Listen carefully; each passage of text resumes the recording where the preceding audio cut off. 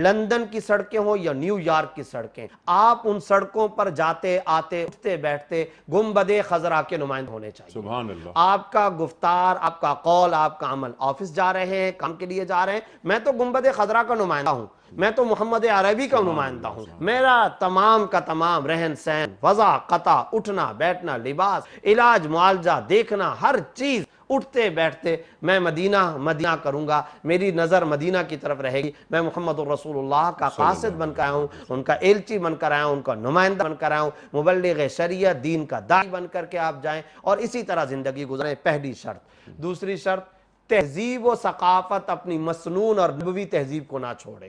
بہت دکھ ہوتا ہے، رہن سہن بھی انہی جیسا، وضاقتہ بھی انہی جیسی، بننا سننا بھی انہی جیسا، رہنا بھی انہی جیسا، تو تہذیب و ثقافت ہماری ایک مخصوص ہے، ہمارا شعار ہے۔ دکھ کا مقام ہے، سکھ داڑھی رکھے پگڑی پہنے تو کہا جاتا ہے یہ اپنے مذہب عمل کرنے والا ہے، یہودی اگر داڑھی پگڑی کا اہتمام کرے، ٹوپی اس کی ہوتی ہے، وہ ٹوپی کا اہتمام کرے، اور پکے کٹر متعصب قسم کے یہودی اپنی خواتین کو پک قسم کا بالکل وہ کالے والا پردہ پہنے تو اس کی تو تعریف کی جاتی ہے، اور اگر مسلمان کہے تو کبھی پیرس میں پابندی ہے، کبھی فلاں ملک میں پابندی ہے، اور مسلمانوں کو بنیاد پرست کے راسخ العقیدہ کے طعنے دیتے ہیں۔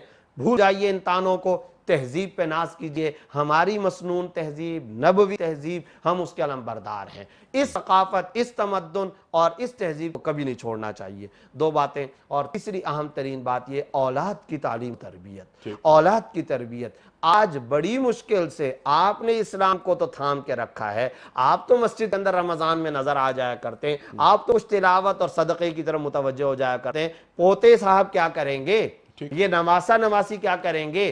تو اولاد کی جو تعلیم و تربیت ہے اس کا خاص طور پر اہتمام کرنا ضروری ہے، ہنگامی بنیاد پہ، ایمرجنسی بنیاد پر، اور اپنے آپ کے تمام کاموں کو پیچھے چھوڑ کر اولاد کی تعلیم و تربیت، ان کا دینی مزاج کے اندر ترقی پانا، اور اس کے بارے میں ایک کوڑھن ہو، اس کے بارے میں کیا ایسا تو نہیں ہوگا کہ میری نسلوں کے اندر ایسے لوگ پیدا ہوں گے جو یہودیوں کے ساتھ رشتے کر رہے ہوں گے، میری نسلوں کے اندر ایسے لوگ پیدا ہوں گے جو عیسائیوں کے ساتھ رشتے کر رہے ہوں گے، میری نسلوں کے اندر ایسے ہوں گے جو اسلام کی دیواروں کو گرائیں گے، میری نسلوں میں ایسے ہوں گے جو نعوذ باللہ ثم نعوذ باللہ قرآن کو بھی اور حدیث کو بھی اور اذان اور نماز کو بھی اور خانہ کعبہ اور مدینہ کو بھی، اس سے بھی اپنا رشتہ کاٹیں گے اور اس سے بھی دور ہٹتے چلے جائیں گے۔ اگر آپ کی نسلوں کے اندر اس طرح کے لوگ ہیں تو لعنت بھیجیے ایسے دو ٹکوں پر۔ کیا ضرورت ہے ایسے پیسوں کی جہاں آپ کی نسلوں کا ایمان ہی محفوظ نہ ہو؟